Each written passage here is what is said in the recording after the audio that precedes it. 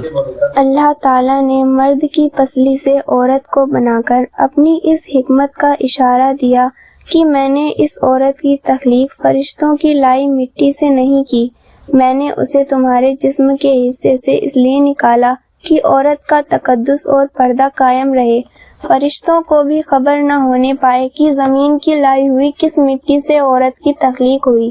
یعنی عورت کے تقدس کی حد تو دیکھیے کہ فرشتوں سے بھی اس کی بناوٹ کا پردہ لازمی قرار دیا گیا، اور پہلی عورت اس مرد کی پسلی سے نکلی جس کی وہ منکوحہ کہلائی۔ اب بات آتی ہے پسلی کی۔ عورت پسلی سے ہی کیوں نکلی؟ کیا ٹیڑھا پن وہیں سے ملا؟ نہیں، یہ بھی ہمت سے خالی بات نہیں ہے۔ انسانی جسم میں دل اور بہت سے نازک حصے پسلی کے پیچھے چھپے ہوئے ہیں، یعنی پسلی ایک ڈھال ہے ان نازک حصوں کے لیے۔ تو اللہ تعالیٰ نے عورت کو پسلی سے نکال کر یہ نہیں بتایا کہ عورت میں ٹیڑھا پن ہے، بلکہ اس عورت کو پسلی کی تخلیق کر کے یہ بات سمجھا دی کہ عورت وقت پڑنے پر ڈھال بھی بن سکتی ہے۔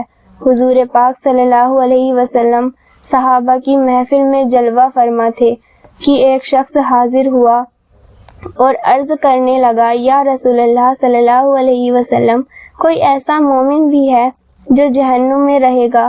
حضور پاک صلی اللہ علیہ وسلم فرمانے لگے، ہاں، ایک شخص ایسا ہوگا جو جہنم کی گہرائی میں 1000 سال رہے گا اور مسلسل اونچی آواز میں پکارتا رہے گا، یا حنان یا منان۔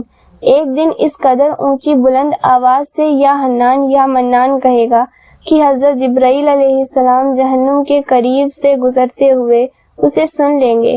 حضرت جبرائیل علیہ السلام حیران ہوں گے کہ یہ کیسی عجیب بات ہے کہ کوئی مسلسل یا حنان یا منان پکار رہا ہے۔ حضرت جبرائیل علیہ السلام عرش کے سامنے حاضر ہوں گے اور سر سجدے میں رکھ کر خدا کی تسبیح بیان کریں گے۔ اللہ فرمائے گا، اے جبرائیل علیہ السلام، سر اٹھاؤ۔ جیسے ہی حضرت جبرائیل علیہ السلام سر اٹھائیں گے تو اللہ فرمائے گا کہ بتاؤ جبرائیل علیہ السلام، کیا عجیب دیکھا آج تم نے؟ حضرت جبرائیل علیہ السلام عرض کریں گے، اے ہمارے رب، میں نے جہنم سے آتی ہوئی ایک آواز سنی جو کہ گہرے گڈھے سے لگ رہی تھی، کوئی پکار رہا تھا، یا حنان یا منان۔ اللہ فرمائے گا، اے جبرائیل علیہ السلام، جہنم کے دروازے کے مالک کے پاس جاؤ اور اس سے کہو کہ جو بندہ یا حنان یا منان کی صدا لگا رہا ہے اسے جہنم سے نکال کر تمہارے حوالے کر دے، پھر اسے میرے پاس لے آؤ۔ حضرت جبرائیل علیہ السلام جہنم کے دروازے پر تشریف لے جائیں گے، دروازے پر دستک دیں گے، مالک باہر آئیں گے، حضرت جبرائیل علیہ السلام انہیں اللہ پاک کا حکم سنائیں گے، حکم سن کر مالک جہنم کے اندر جائیں گے۔ حضرت محمد صلی اللہ علیہ وسلم نے فرمایا، جیسے ماں اپنے بچوں کو پہچانتی ہے، مالک ایسے جہنم کو پہچانتے ہیں۔ اس کے باوجود آپ یا حنان یا منان کہنے والے شخص کو تلاش نہیں کر پائیں گے۔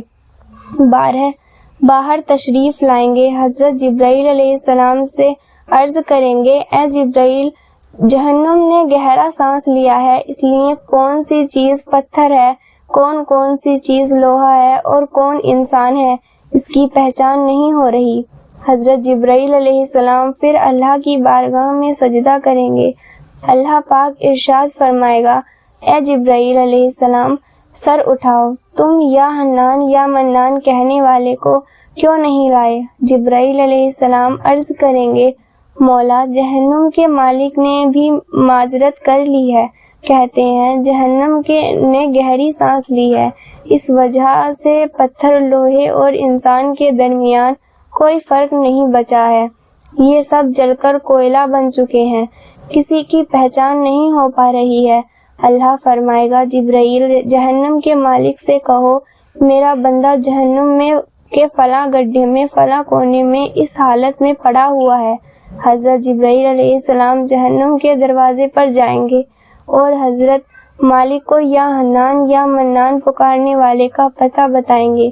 حضرت مالک جہنم کے بھی اندر جائیں گے اور دیکھیں گے ایک شخص ہے، اس کے پاؤں اس کی پیشانی کے ساتھ اور اس کے ہاتھ گردن کے ساتھ بندھے ہوئے ہیں، اور جہنم کہ سانپ بچھو اس کے ساتھ لپٹے ہوئے ہیں۔ مالک اس کی زنجیریں توڑ دیں گے اور جہنم سے نکال کر حضرت جبرائیل علیہ السلام کے حوالے کر دیں گے۔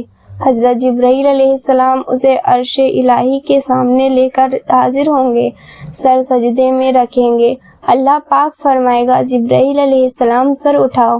جبرائیل علیہ السلام سر اٹھائیں گے۔ اللہ پاک اس بندے سے فرمائے گا، کیا میں نے تیری بہترین تخلیق نہیں کی تھی؟ کیا میں نے تیری طرف رسول نہیں بھیجے تھے؟ کیا میرے رسولوں نے تمہیں میری کتاب نہیں سنائی تھی؟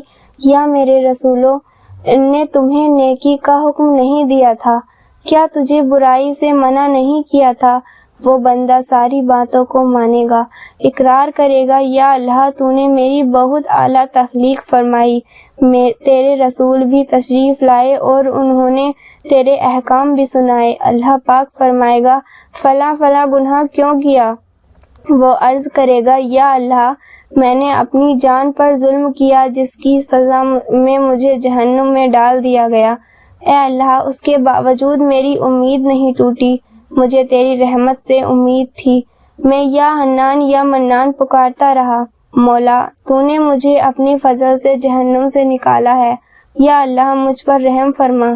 اللہ پاک فرمائے گا اے فرشتوں گواہ ہو جاؤ، میں نے اس پر رحم کیا اور اسے معاف کر دیا۔ ناظرین آئیے اپنا اپنا محاسبہ کرتے ہیں۔ کیا ہم میں کوئی ایسا ہے جو کہہ سکے کہ میں اپنے ایمان کا حساب کر سکتا ہوں؟ اپنے اپنے گریبان میں نظر ڈالیں، کوئی ایسی خوبی جس پر ہمیں یقین ہو کہ ہمیں دوزخ میں نہیں ڈالا جائے گا۔ ہزاروں سال کی عبادتیں بھی رد ہوتی دیکھی گئی ہیں، تو بس اللہ سے دعا کرتے ہیں کہ اے اللہ ہم جانتے ہیں کہ اگر ہمارے ایمان کا سخت حساب لیا گیا تو یقیناً ہم نہیں بچ پائیں گے، ہم بے حد گناہگار ہیں، لیکن اے اللہ ہم تیری رحمت کا سوال کرتے ہیں، ہم سے حساب اپنے عدل و انصاف پر نہ لینا بلکہ ہم پر اپنی رحمت اور عطا کا سایہ رکھنا۔ اے اللہ پاک ہماری دعا کو قبول فرما۔